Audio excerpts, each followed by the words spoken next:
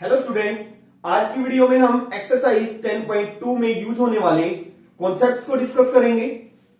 तो पहला कॉन्सेप्ट है हमारा position vector of A point. Position vector को शॉर्ट में पीवी भी लिखते हैं। सपोज हमारे पास कोई भी पॉइंट ए है और O is the fix point, O is called the origin.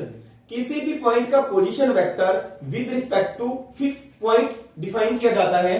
तो position vector of point A with respect to fixed point O is the origin, is denoted by OA vector। हमने OA vector को A vector के बराबर मान लिया।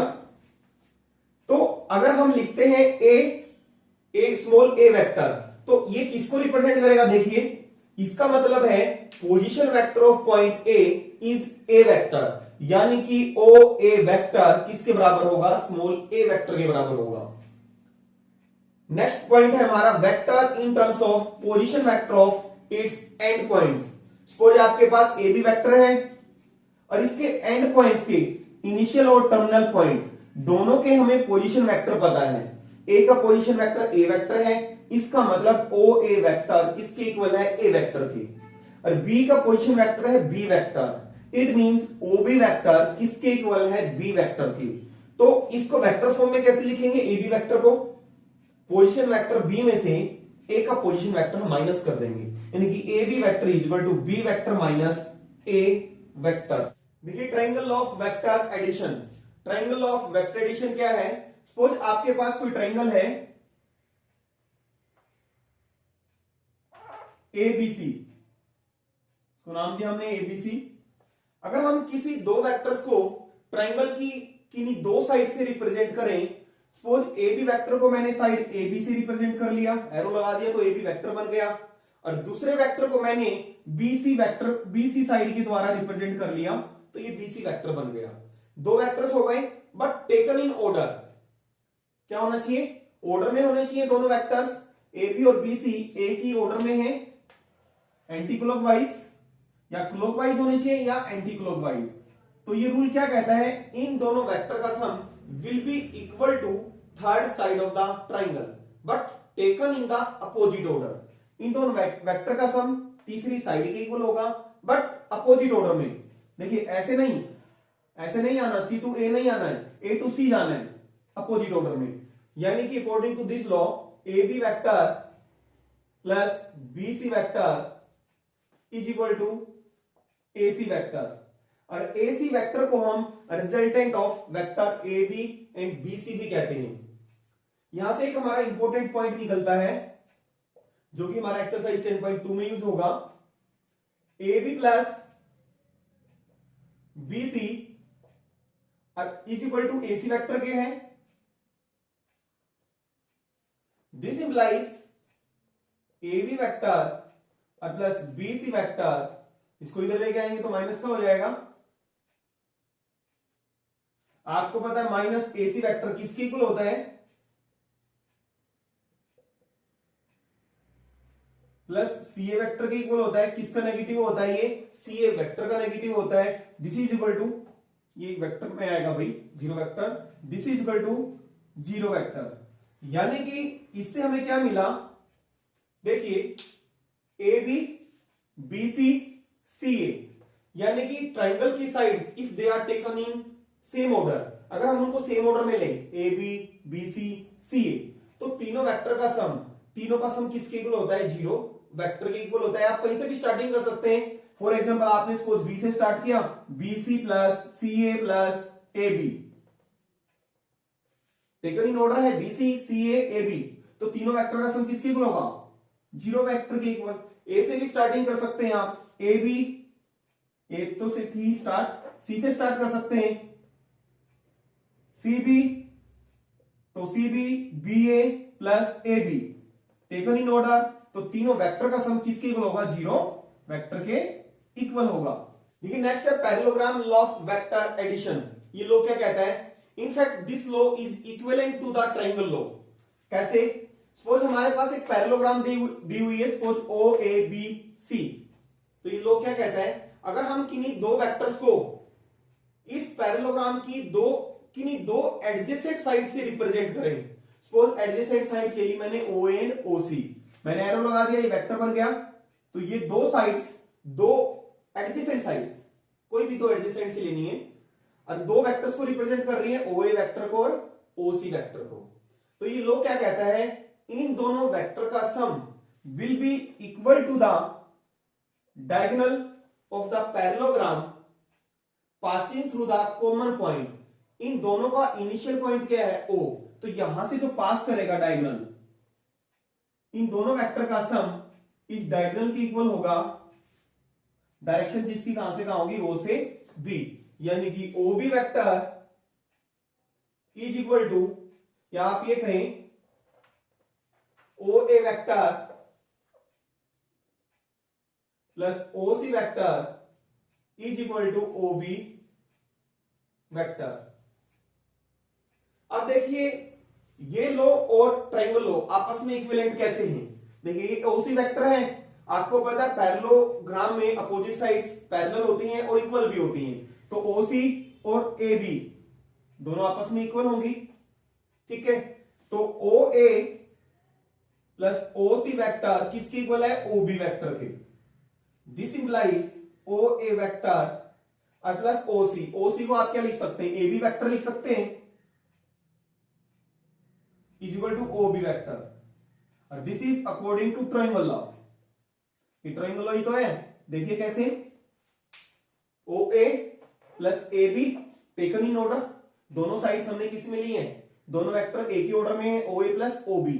इन दोनों vector का sum किसके इक्वल है, अगर हम ये ट्रायंगल सिर्फ OA की बात करें, OA प्लस AB दोनों वेक्टर का sum is equal to third side of the triangle but taken in the opposite order, OB vector. Properties of vector addition, properties है कुछ वेक्टर एडिशन की। First commutative property, vector A plus vector B is equal to vector B plus A। आप किसी भी order में add कर सकते हैं, दोनों साइड हमारे क्या होंगी, इक्वल होंगी। मैट्रिक्स में भी आपने किया था, matrix A plus B is equal to B plus A। Second property है associative property, vector A plus vector B plus C is equal to vector A plus B। पहले A प्लस B को जोड़ो और फिर C को add करो, दोनों side क्या होंगी हमारी, इक्वल रहेंगी। थर्ड है existence of additive identity. Additive identity का मतलब होता है कि हम ऐसा कौन सा वेक्टर है, हम किसी भी वेक्टर में ऐड करें कि उस वेक्टर पे कोई भी फर्क ना पड़े, तो ऐसा कौन सा वेक्टर होता है, जीरो वेक्टर। जीरो वेक्टर को आप, zero vector is the additive identity, किसी भी वेक्टर में ऐड करो उस वेक्टर पे कोई भी फर्क नहीं पड़ेगा, यानी कि vector A plus zero vector is equal to, या जीरो वेक्टर में किसी भी वेक्टर को ऐड करो तो वेक्टर एज इट इज रह जाएगा। Existence of additive inverse, additive inverse कोई भी आपके पास वेक्टर A दे रखा है, उसका एडिटिव इनवर्स क्या होगा, माइनस A होगा, यानी कि वेक्टर A में माइनस A को ऐड करो या माइनस A में वेक्टर A को ऐड करो तो क्या आएगा, जीरो वेक्टर आएगा। नेक्स्ट कॉन्सेप्ट है multiplication of vector by a scalar, यानी कि किसी भी वेक्टर को किसी भी स्केलर से मल्टीप्लाई करना, यानी कि स्केलर का मतलब कांस्टेंट। सपोज हमारे पास वेक्टर है A और इसको मैंने कांस्टेंट लैम्डा से मल्टीप्लाई कर दिया, तो ये कॉन्सेप्ट क्या कहता है, magnitude of lambda A vector is equal to magnitude of lambda times the magnitude of vector A। For example lambda को ले लिया मैंने 2, तो इस वेक्टर की मैग्नीट्यूड वेक्टर A की मैग्नीट्यूड का दुगना होगी, ये कॉन्सेप्ट ये कहना चाह रहा है। और माइनस, ऑब्वियसली माइनस होगा हमारा अगर लैम्डा, तब भी इस वेक्टर की मैग्नीट्यूड, इस वेक्टर की मैग्नीट्यूड का कितना होगी, दुगना होगी, magnitude of lambda times. Second concept है direction of lambda A vector is same as that of A vector. Lambda A vector की डायरेक्शन वही होगी जो A वेक्टर की होगी if lambda is greater than 0। For example अगर lambda हमारा 2 है तो इसकी डायरेक्शन और इसकी डायरेक्शन सेम होगी। फॉर एग्जांपल यहां पे मैंने A से B, ये A वेक्टर है, इसकी डायरेक्शन A से B है, A वेक्टर से रिप्रेजेंट कर लिया, इतना ही डिस्टेंस मैंने आगे ले लिया, तो AC वेक्टर कितना हो जाएगा, 2A वेक्टर हो जाएगा। और इसकी भी डायरेक्शन किधर होगी, उसी डायरेक्शन में होगा। AC जो वेक्टर होगा वो हमारा एक वेक्टर A की डायरेक्शन में ही होगा, 2A वेक्टर जो होगा। And opposite to that of a vector when lambda is less than 0। अगर लैम्डा नेगेटिव होगा यानी कि सपोज -2 है, तो इस वेक्टर की जो डायरेक्शन होगी, इस वेक्टर की डायरेक्शन के क्या होगी, अपोजिट होगी। नेक्स्ट कॉन्सेप्ट है हमारा two vectors A and B are collinear यानी कि parallel if vector v is equal to lambda a vector. यानी कि दो वेक्टर्स कोलिनियर कब होते हैं, जब एक वेक्टर दूसरे का स्केलर मल्टीपल हो। यहां से भी आपने देखा, जैसे यहां पे मैंने लैम्डा को 2 लिया था, ये 2a वेक्टर, ए वेक्टर का क्या है, स्केलर मल्टीपल है, ट्वाइस है। तो दोनों वेक्टर क्या है, ए वेक्टर और 2a वेक्टर कोलिनियर है, एक ही लाइन पे हैं। तो यही कॉन्सेप्ट कहना चाह रहा है, दो वेक्टर्स कोलिनियर के लिए क्या होना चाहिए, एक वेक्टर दूसरे का स्केलर मल्टीपल होना चाहिए। जब हम क्वेश्चन करेंगे तब और अच्छी तरह आपको समझ में आएगा। नेक्स्ट है यूनिट वेक्टर्स। यूनिट वेक्टर हमने लास्ट वीडियो में किया था कि यूनिट वेक्टर क्या होता है, जिस वेक्टर की मैग्नीट्यूड 1 होती है वो यूनिट वेक्टर होता है। और यूनिट वेक्टर हमें क्या बताता है, डायरेक्शन बताता है। देखिए यहां पे हमारे यूनिट वेक्टर्स है, न्यू नोटेशंस है आपके लिए।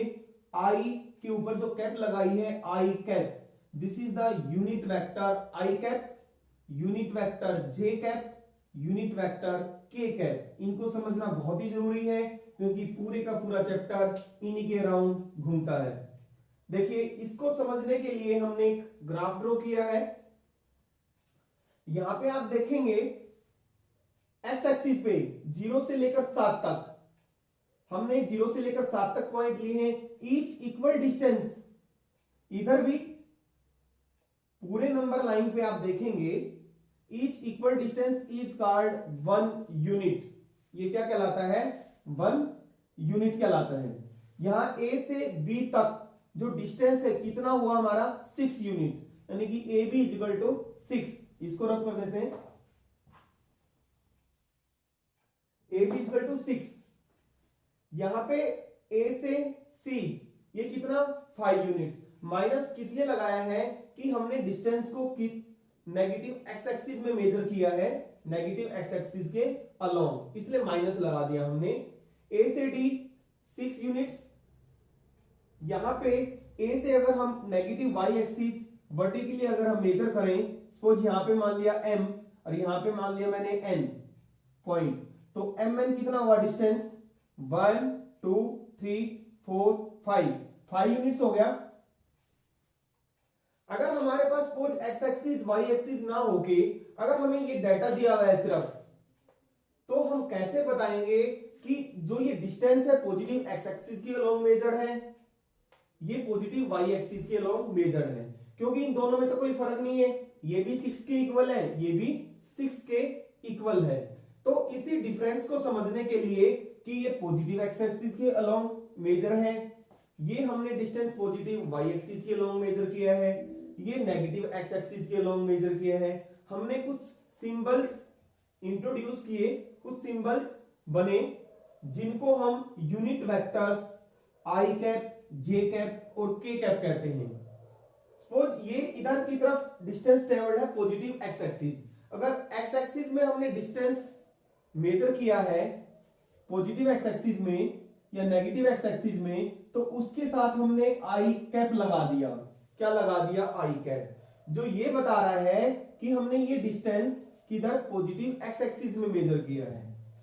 यहां पे आई कैप माइनस लगने से पता लग गया कि ये नेगेटिव एक्स एक्सिस के अलोंग मेजर है, और वाई एक्सिस के अलोंग अगर मेजर करते हैं तो वहां पे लगा देते हैं जे कैप। तो यहां पे J cap, M N negative में मेजर किया, negative X axis sorry Y axis के अलोंग, तो माइनस लग जाएगा। अब देखिए यहां से ए से बी तक कितना है हमारा, 6 यूनिट है। अब ये ए बी क्या हो गया, 6 आई कैप। अब ये आई कैप हमारा यूनिट वेक्टर कैसे है, जैसे कि मैंने बताया यूनिट वेक्टर की मैग्नीट्यूड कितनी होती है, 1 होती है। देखिए this is 1 unit 1 unit 1 unit 1 unit 1 unit, this is I I, ये भी आई। तो यहां से लेकर यहां तक कितना हो गया, ए बी 6 आई हो गया, 0 से लेकर आई है, एक यूनिट है, और साथ में जो ये आई है किसको बता रहा है, ये कि डिस्टेंस हमारा हमने पॉजिटिव एक्स एक्सिस के लॉन्ग मेजर किया गया है। यूनिट वेक्टर क्या होता है, 1 यूनिट डिस्टेंस, 1 यूनिट, इसकी मैग्नीट्यूड कितनी है 1 यूनिट, साथ में ये किसको बता रहा है, डायरेक्शन को। तो इसलिए हमारा क्या है, ये आई कैप यूनिट वेक्टर है। सिमिलरली जे कैप, ए से लेकर डी तक कितना है 6, ये भी जे है, ये भी जे, जे जे, तो 6 जे। तो ये जे हमें क्या बता रहा है कि हमने जो डिस्टेंस को मेजर किया है अलोंग पॉजिटिव वाई एक्सिस, ये डायरेक्शन को बता रहा है, साथ में यहां से लेकर ये डिस्टेंस कितना है सिर्फ जे, डायरेक्शन को भी बता रहा है, साथ में ये यूनिट डिस्टेंस भी है, तो इसलिए ये भी क्या हमारा यूनिट वेक्टर है। सिमिलरली अगर हम मेजर करेंगे डिस्टेंस अलोंग जेड एक्सिस, तो वहां पे हम के कैप लगा देंगे, यूनिट वेक्टर के कैप लगा देंगे। अब देखिए जो ये ए बी है 6 हमारी क्या है, ये डिस्टेंस बता रहा है मैग्नीट्यूड, और साथ में आई से हमें क्या पता लग रहा है कि हमने पॉजिटिव एक्स एक्सिस के लोग मेजर किया गया है, तो ये क्वांटिटी क्या बन गई, ए भी हमारा क्या बन गया, वेक्टर बन गया। तो ये भी वेक्टर हो गया, वेक्टर है, वेक्टर है। अब देखिए अगर हम इसको आसान शब्दों में कहें, सपोज हमारे पास ये कोई भी डिस्टेंस है ए बी, जिसकी लेंथ सपोज 8 यूनिट्स है, 8 सेंटीमीटर जो कुछ भी है, ठीक है, ए बी। अभी ये डिस्टेंस है, सिर्फ हमें वैल्यू पता लग रही है इसकी, ये अभी स्केलर क्वांटिटी है। अगर इसको वेक्टर फॉर्म में लिखना है, किसमें लिखना है, वेक्टर फॉर्म में। जैसे यहां पे देखिए ए से बी तक डिस्टेंस कितना था हमारा 6 यूनिट, तो 6 को यानी कि वैल्यू को, मैग्नीट्यूड को किससे मल्टीप्लाई कर दिया, डायरेक्शन से, यानी कि यूनिट वेक्टर से। डायरेक्शन ही तो बता रहा है ये आई कैप। तो यहां पे 8 को जो मैग्नीट्यूड है उसको किससे मल्टीप्लाई कर दो कि ये जो हमारा डिस्टेंस है किस डायरेक्शन में है, यूनिट वेक्टर से, यूनिट वेक्टर से। यानी कि किसी भी लाइन सेगमेंट को अगर वेक्टर बनाना है तो उसकी मैग्नीट्यूड को किससे मल्टीप्लाई कर दो कि वो हमारा डिस्टेंस किस डायरेक्शन में है, यानी कि यूनिट वेक्टर से मल्टीप्लाई कर दो। यूनिट वेक्टर अगर एक्स एक्सिस के लॉन्ग मेजर है तो आई आ जाएगा, अगर वाई एक्सिस के लॉन्ग मेजर है तो जे आ जाएगा, अगर हमारा डिस्टेंस पॉजिटिव जेड एक्सिस के लॉन्ग मेजर है तो के कैप आ जाएगा। ठीक है, अब देखिए समझ में आ गया होगा आपको, इसको रब कर देते हैं।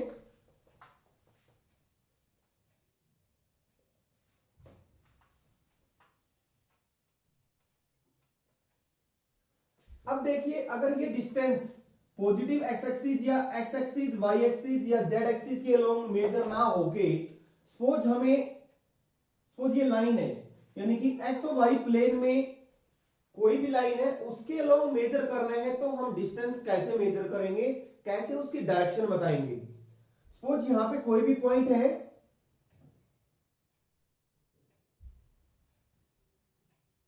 सपोज ये कोई भी पॉइंट है P, तो ये जो ओपी डिस्टेंस है मैंने किस डायरेक्शन में मेजर किया है, इसकी डायरेक्शन बतानी है। तो देखिए कैसे बताएंगे हम, यहां से हम पहले यहां से P तक जाना, हमें पॉइंट P तक जाना है। देखिए पहले हम पॉजिटिव एक्स एक्सिस के लॉन्ग जाएंगे 4 यूनिट्स, 0 से लेकर 4 तक, तो एक आई तो कितने हो गए 4i। फिर हम वर्टिकली जाएंगे 5 यूनिट 5j, यहां से यहां तक 0 से लेकर 5 तक कितना हो गया 5j। तो यानी कि OP जो वेक्टर हुआ, OP की डायरेक्शन हुई, वो हम बोलेंगे 4i प्लस 5j। यानी कि हम कहेंगे पहले हमें O से P को मेजर करने के लिए हमने किस डायरेक्शन में मेजर किया है, पहले हम पॉजिटिव I4 पॉजिटिव है, ये आई कैप क्या बता रहा है, हमें पहले पॉजिटिव एक्स एक्सिस के अलोंग जाना पड़ेगा, फिर हमें वर्टिकली पॉजिटिव वाई एक्सिस के अलोंग जाना पड़ेगा, तो ये इसकी डायरेक्शन को बताएगा। इससे हमें एक पॉइंट निकलता है इंपॉर्टेंट, देखिए पी के कोऑर्डिनेट्स क्या हैं, 4 और 5, और ओपी वेक्टर का मतलब है पी पॉइंट का पोजीशन वेक्टर। जैसे कि हमने बेसिक कॉन्सेप्ट में पहले किया था, किसी भी पॉइंट का पोजीशन वेक्टर का मतलब है, फॉर एग्जांपल यहाँ पे पी है तो ओपी वेक्टर पी का क्या होगा, पोजीशन वेक्टर। तो पी पॉइंट है हमारा 4 पाई 5, इसका पोजीशन वेक्टर, यानी कि इसको वेक्टर फॉर्म में लिखना है इस पॉइंट को, तो 4i एक्स कोऑर्डिनेट के साथ i लगा दिया प्लस 5j, यानी कि किसी भी पॉइंट का आपने अगर पोजीशन वेक्टर निकालना है तो आपने क्या करना है, सपोज पॉइंट P है जिसके कोऑर्डिनेट्स है -1 2 3, तो इसका पोजीशन वेक्टर यानी कि OP vector -i plus 2j plus 3k cap, ये हो जाएगा हमारा पोजीशन वेक्टर। सपोज इसी तरह मान लो x dash o y dash में किसी लाइन के अलोंग हमें सपोज डिस्टेंस मेजर करना है, सपोज यहां से ये है सपोज m, तो OM की डायरेक्शन बतानी है, किस डायरेक्शन में ये डिस्टेंस मेजर होगा। तो हम क्या करेंगे, पहले हमें -5 यूनिट्स आना पड़ेगा, -5i, फिर मुझे वर्टिकली जाना पड़ेगा कितना, 4 यूनिट यानी कि 4j। तो OM वेक्टर जो होगा -5i, 5 यूनिट आप नेगेटिव x एक्सिस के लॉन्ग गए और प्लस फिर आप पॉजिटिव y एक्सिस के लॉन्ग गए 4j। सेम m के जो कोऑर्डिनेट्स अगर आप देखें तो क्या बन रहे हैं m के कोऑर्डिनेट्स, -5 4, और इसको वेक्टर फॉर्म में लिखेंगे तो क्या बनेगा, -5i plus 4j। Next point है components of a vector. Suppose P कोई भी पॉइंट है जिसके कोऑर्डिनेट्स x y z है इन स्पेस के अंदर, then position vector of point P, तो P का पोजीशन वेक्टर हम कैसे फाइंड आउट करेंगे, यानी कि OP वेक्टर। आपको पता है कोई भी पॉइंट है उसका पोजीशन वेक्टर क्या होता है, P का पोजीशन वेक्टर क्या होगा, OP वेक्टर होगा। OP vector is equal to xi plus yj, जैसे कि मैंने बताया था x एक्सिस के अलोंग यूनिट वेक्टर i होता है, y एक्सिस के अलोंग j होता है और z एक्सिस के along k cap unit vector होता है। तो OP वेक्टर क्या हो जाएगा, xi plus yj plus zk। For example आपके पास पॉइंट P है 2 3 4, तो इसको वेक्टर फॉर्म में कैसे लिखेंगे, इसका पोजीशन वेक्टर क्या होगा, OP vector is equal to 2i plus 3j plus 4k normal. Second, OP vector की मैग्नीट्यूड कैसे निकालेंगे, यानी कि OP डिस्टेंस फॉर्मूला, ओरिजिन के कोऑर्डिनेट्स पता है 0 0 0, तो x2 माइनस x1 का whole square plus y2 minus y1 का whole square plus z2 minus z1 का whole square under the square root, तो क्या आ जाएगा, x square plus y square plus z square under the square root. और जो ये फॉर्म है वेक्टर, जो OP वेक्टर हमने निकाला है, this is called the component form. ये इस वेक्टर OP की क्या कहलाती है, कंपोनेंट फॉर्म कहलाती है, जिसमें जो स्केलर कंपोनेंट्स होंगे x y z, these are called the scalar components of this vector OP vector, and जो वेक्टर कंपोनेंट्स होंगे xi yj and zk, these are called the vector components of vector OP। देखिए question लेते हैं, if r vector is equal to 3i plus 2j plus 4k, अगर हमारा r vector इसके equal है तो इसकी मैग्नीट्यूड निकालनी है, जैसे कि हमने अभी किया था। अगर r वेक्टर हमारा xi plus yj plus zk की इक्वल है तो उसकी मैग्नीट्यूड हम कैसे निकालते हैं, x की स्क्वायर प्लस y की स्क्वायर प्लस z की square under the square root. तो सिमिलरली मैग्नीट्यूड इसकी क्या हो जाएगी, 3 का स्क्वायर प्लस 2 का स्क्वायर प्लस z का square under the square root, तो कितना आ जाएगा, √29। डिस्ट्रीब्यूटिव लॉस, फर्स्ट लॉ है हमारा ka vector plus ma vector, where k and m are scalars, constant है हमारे, नॉर्मल है, तो a वेक्टर बाहर आ जाएगा। जैसे हमें हमारी अलजेब्रा में प्रॉपर्टीज होती हैं, ठीक है, जैसे आपको पता है ax प्लस ay, तो a बाहर आ जाता है। तो सिमिलरली वेक्टर्स में भी होता है k इंटू ma वेक्टर, इसको हम ऐसे लिख सकते हैं, कांस्टेंट से मल्टीप्लाई हो जाएगा km into a vector. k अगर vector a plus vector b है, K into vector A plus vector B, तो के दोनों से मल्टीप्लाई हो जाएगा, K A vector plus K B vector. Next है, सपोज हमारे पास दो वेक्टर दिए हुए हैं, तो उनको हम ऐड कैसे करेंगे, उनका डिफरेंस हम कैसे लेंगे। सपोज हमारे पास वेक्टर ए दिया हुआ a1i cap plus a2j plus a3k, B दिया हुआ b1i plus b2j plus b3, तो उनको ऐड कैसे करेंगे, उनके कोरेस्पोंडिंग कंपोनेंट्स को हम ऐड कर देंगे। आई यूनिट वेक्टर की टर्म आई में ऐड हो जाएगी, a प्लस बी, आई का आई में add a1 plus b1 plus a2 plus b2 j cap plus a3 plus b3। Suppose हमारे पास a वेक्टर दिया हुआ है 2i plus 4j plus 7k, और b वेक्टर दिया हुआ हमारे पास 3i plus 5j plus 9k। Simple सा है, a प्लस b कैसे निकालेंगे, i का i में 2 प्लस 3 5i, 4 प्लस 5 9j, और प्लस 9 प्लस 7 16k। अगर डिफरेंस लेना है तो कोरेस्पोंडिंग कंपोनेंट्स क्या हो जाएंगे, डिफरेंस आ जाएगा a1 minus b1i plus a2 minus b2j plus a3 minus b3k। अगर माइनस लेना हो 2i में से 3i माइनस हो जाएगा, 4j में से 5j, 7k में से 9k। अगर दो वेक्टर्स इक्वल हैं, वेक्टर्स इक्वल का मतलब है a vector is equal to b vector, it means their corresponding components will be equal. i का जो कंपोनेंट है a1 b1 के इक्वल होगा, यानी कि सेकंड टर्म के इक्वल, यानी कि j वाली j के इक्वल होगी, यानी कि a2 किसके इक्वल हो जाएगा, b2 के, और a3 किसके इक्वल हो जाएगा, b3 के इक्वल हो जाएगा।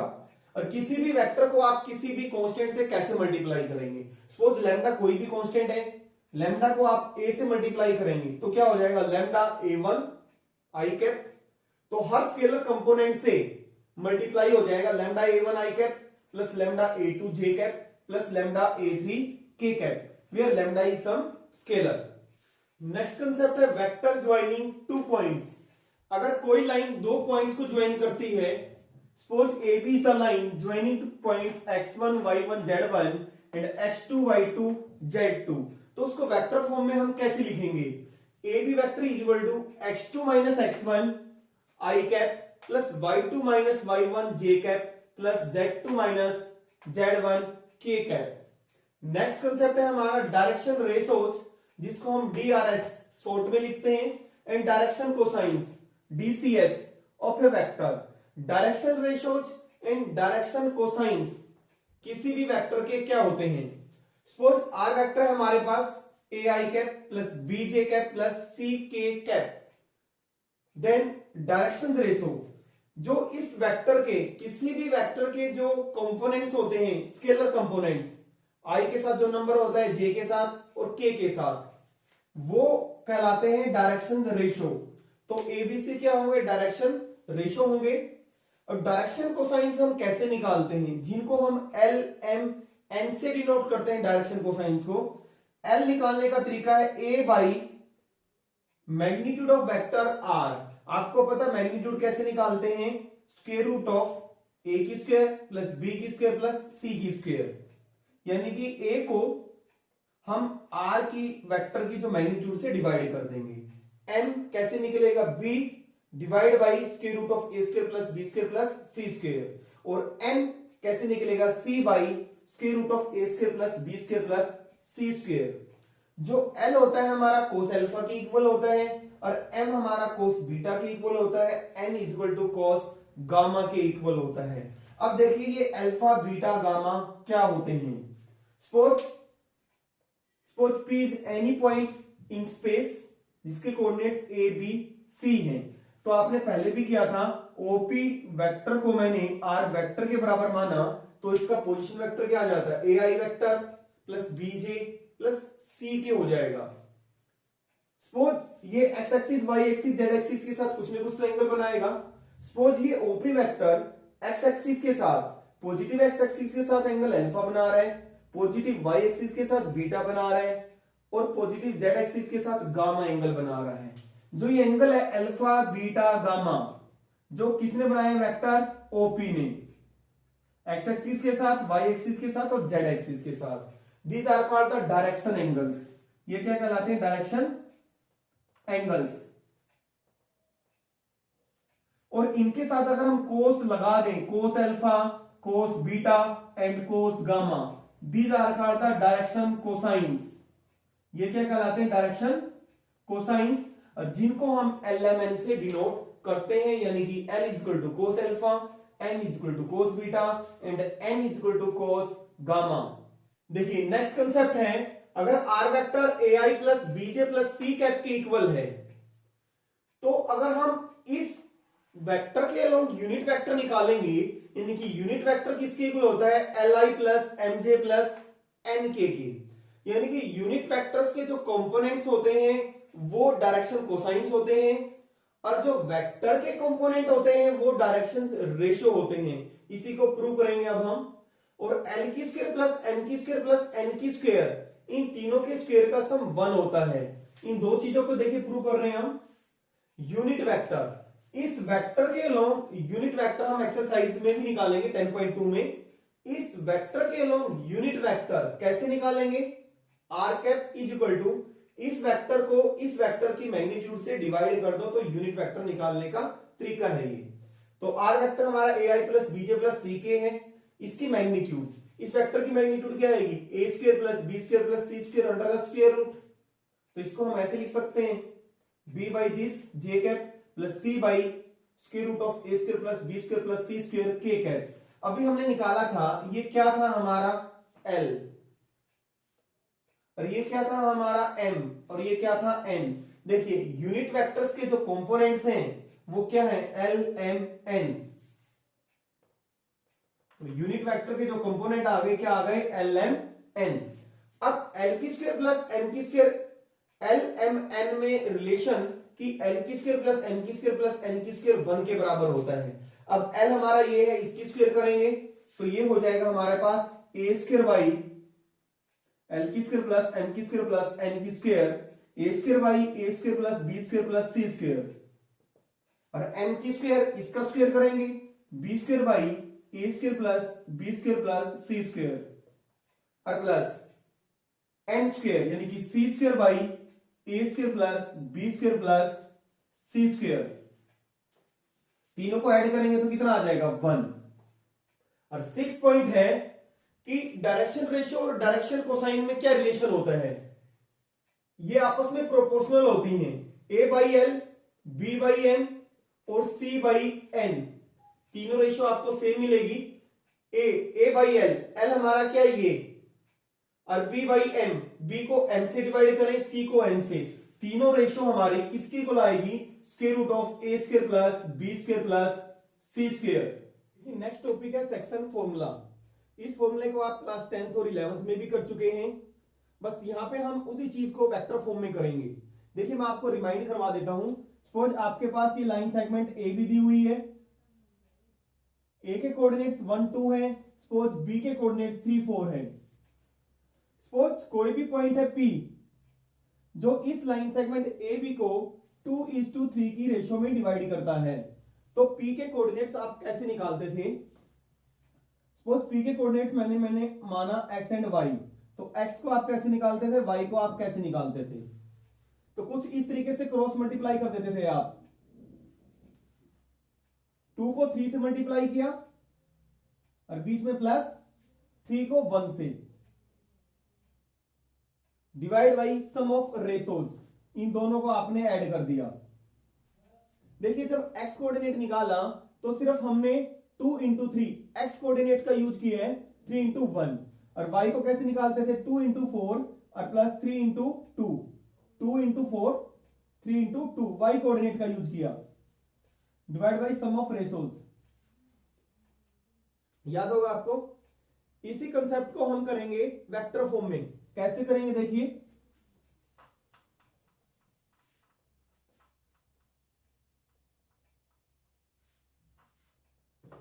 सपोज हमारे पास लाइन सेगमेंट है ए बी, ए का पोजीशन वेक्टर हमें गिवन है. पोजीशन वेक्टर का मतलब है, ए का पोजीशन वेक्टर का मतलब है ओ ए वेक्टर. वो हमें ए वेक्टर दिया हुआ है और बी का पोजीशन वेक्टर बी वेक्टर दिया हुआ है. आप फिगर को दूसरे तरीके से भी बना सकते हैं, इस तरीके से. ये ए है हमारा, पोजीशन वेक्टर का मतलब एक फिक्स पॉइंट है ओ ए वेक्टर हमारा ए वेक्टर के बराबर है और ओ बी वेक्टर हमारा बी वेक्टर के बराबर। इसी को आप ऐसे शॉर्ट में लिख सकते हैं, यानी कि ओ ए वेक्टर के बराबर है, ए का पोजीशन वेक्टर ए वेक्टर है और बी का पोजीशन वेक्टर बी वेक्टर है। दो केस होते हैं इसमें, आपको पता है। When a point divides line segment A B internally, when the line segment is divided by the point externally. Case first, suppose R is the point which divides the line segment AB internally. Internally का मतलब है point R lies between points A and B. R suppose AB को m/n की ratio में divide करता है, इसका मतलब है AR by RB is equal to m by n। ये m यूनिट डिस्टेंस है, ये n। तो कैसे निकालेंगे हम R का position vector? Suppose R vector be the position vector of point R। वहां पे हम पॉइंट के कोऑर्डिनेट्स निकालते थे, यहां पे क्या निकालेंगे? पोजीशन वेक्टर, वेक्टर की फॉर्म में निकालेंगे। Position vector of point R यानी कि R वेक्टर कैसे? m B vector plus n A vector divided by sum of ratios. इस तरह से निकालेंगे, जब हम क्वेश्चंस करेंगे क्लियर हो जाएगा आपको। R divides A B internally. Case second, when R divides A B externally. दूसरा केस क्या है हमारा? जब R ए बी को एक्सटर्नली डिवाइड करेगा। एक्सटर्नली का मतलब है इन पॉइंट्स ए बी के बिटवीन नहीं होगा। सपोज ये हमारा ए बी है, ए का पोजीशन वेक्टर ए वेक्टर है और बी का पोजीशन वेक्टर बी वेक्टर है। अब इनके बिटवीन नहीं है, बाहर है। सपोज ये R है, यानी कि R डिवाइड करता है ए बी को m/n की रेशियो में। कहने का मतलब है ये हमारा m है और यहां से यहां तक n है, यानी कि AR by BR is equal to m by n। तो R का position vector, suppose R vector माना, तो हम कैसे निकालेंगे? R vector is equal to वही सेम, सिर्फ माइनस आ जाएगा इसमें, m B vector minus n A vector divide by m minus n। अब देखिए आप समझेंगे सर माइनस कैसे आया।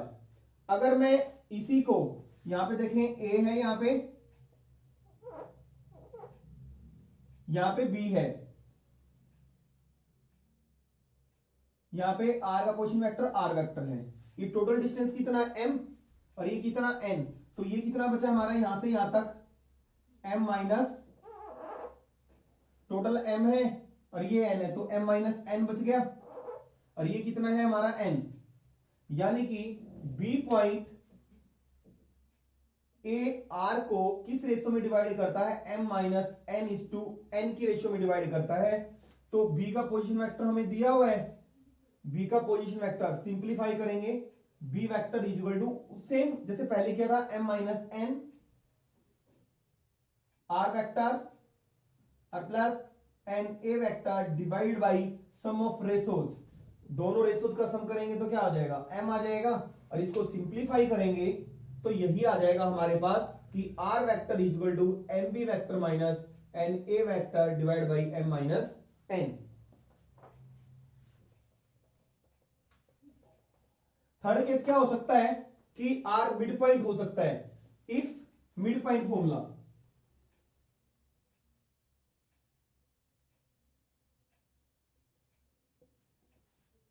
when P is midpoint of line segment AB, then अगर मिड पॉइंट होगा ये हमारे पास लाइन सेगमेंट ए बी है, जिसका पोजीशन वेक्टर ए का ए वेक्टर है, बी का बी वेक्टर है। तो पोजीशन वेक्टर आर का हम कैसे निकालेंगे? आपने किया था mid point formula x1 plus x2 divide by 2, y1 plus y2। तो आर सपोज आर के कोऑर्डिनेट x एंड y है, तो आप कैसे निकालते थे? x1 plus x2 divide by 2, y1 plus y2 divide by 2। तो सेम करेंगे, यहां पे एक साथ हो जाएगा vector a plus vector b divide by 2।